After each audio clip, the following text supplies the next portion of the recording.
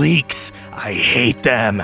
I've always hated them. There's never been anything good that's ever come from leaks, and it would be better if they literally never existed. Hi, I'm Paulina.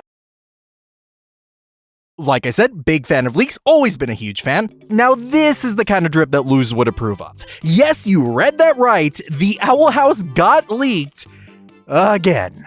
But before you all groan, someone decided to use the power of loose lips to steer this ship into something that Owl House fans everywhere can enjoy before it inevitably sails off into the sunset for good. The original test footage of the show, one that we only had bits and pieces of previously, has finally seen the light of day with the original audio. It's not often that I can respectfully report on leaked materials of any kind, so I'm going to take this opportunity to walk you through what we learned from this, what this leak implicates for the series finale, and why I think it's only come to light now all of a sudden. First and foremost, let's get this out of the way. The footage in question was always referred to as a pilot, but in actuality, it's primarily test footage officially referred to as a next time on. This is most apparent from the fact that Lou says, next time on the Owl House, as in this footage was never intended to be an episode to begin with. Speaking of Luz's voice, now that we can actually hear, we can confirm that her and King are using their original voice actors of Sarah Nicole Robles and Alex Hirsch, respectively. Luz still sounds the same, however, we got our first look into what King's voice used to sound like, and it's still Bill Cipher-esque, but sort of a puberty voice version of it. Now take all that repressed anger from being picked on and called a munchkin and being mistaken as a teddy bear. The other characters with speaking roles from the footage include Ida and Willow. Paulina. Yeah.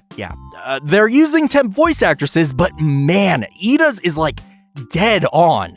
I had to pause for a second to question if that was just Wendy Malick doing a slight variation on her voice, but it's definitely not her, and just someone that sounds incredibly similar to her.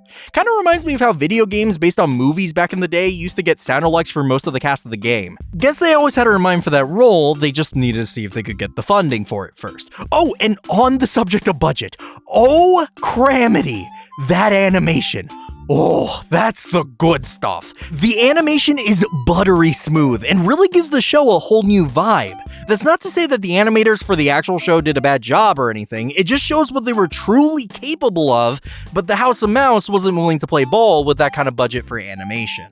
That's really sad. Imagine, instead of us getting hyped up over all those smooth animation scenes, we could have just had it everywhere. Constant hype! I get that logistically it would have been incredibly unlikely that Disney would have allowed even close to the amount of time and money it would have taken for the whole show to look like this, but man, it just really punctuates the whimsical feeling of the world while also emphasizing the comedic timing and horror elements of it. Moving along though, let's talk about what you all really want to know, and that is of course what changed between this footage and the actual show.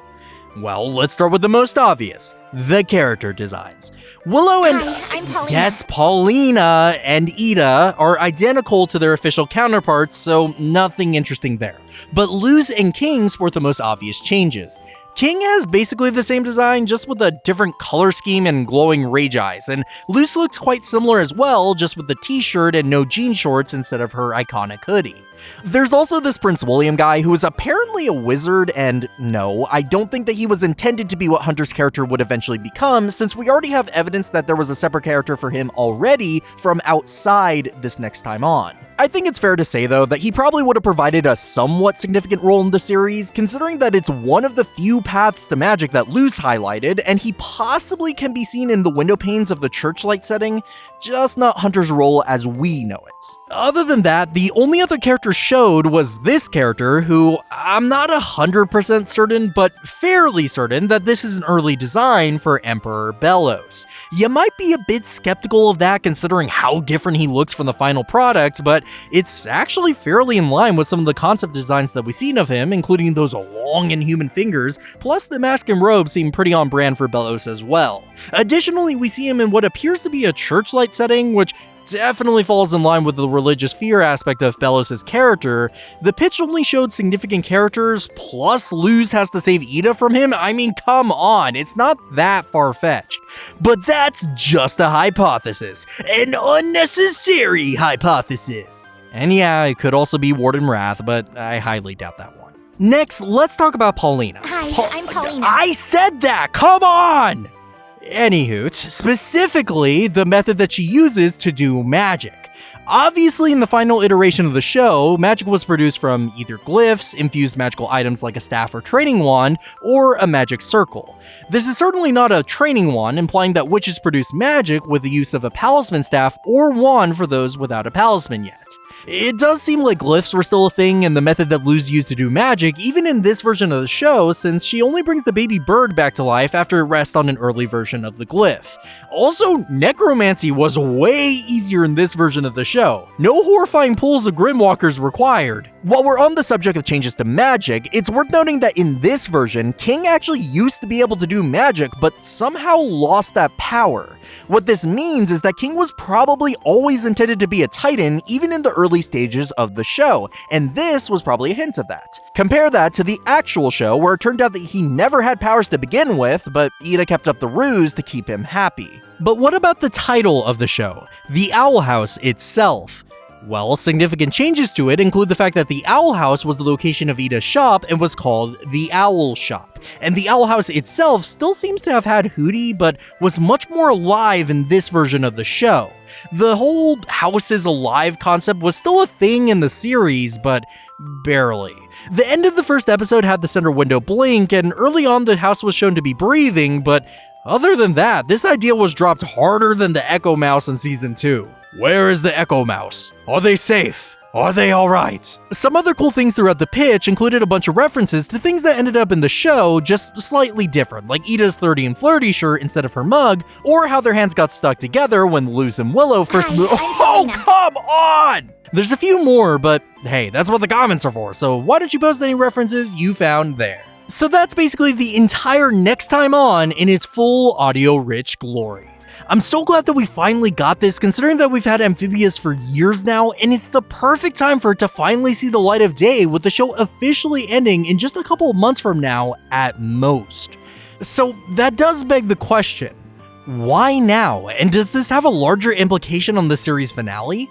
It does, actually, because so far every episode of the third season has been leaked ahead of time, and that does pose an ominous threat of someone having the last episode, considering that they were able to pull full quality pitch footage from Disney TVA. On the flip side of that though, they were able to pull that footage, but either just didn't have access to or chose not to release anything regarding the last episode. I just desperately hope that we don't have to worry about it leaking one final time so that we can just enjoy it together when we're supposed to. That's kind of the nice thing about this coming out now though. After bad news that fans of the show had to endure for the past year or two, it's nice that we can just enjoy something good about this series and get more content out of it than we had before. Sure, it's not much, but it does show that there's still plenty of people out there that still love the Owl House and want more of it, or at least more shows like it. Maybe, just maybe, this footage was leaked now to remind us to focus on the good things. All the adventures that we did get, the characters we did meet, and not the cancellations or leaks that clouded all the accomplishments that this show had. It's sad to say goodbye to this show, and that's probably not the reason why it actually leaked, but it's a nice thought, right? Subscribe to join the Witch Appreciation Society. I've been Danny K, and remember to do something nice for yourself today. I'll see you all on the Hex side.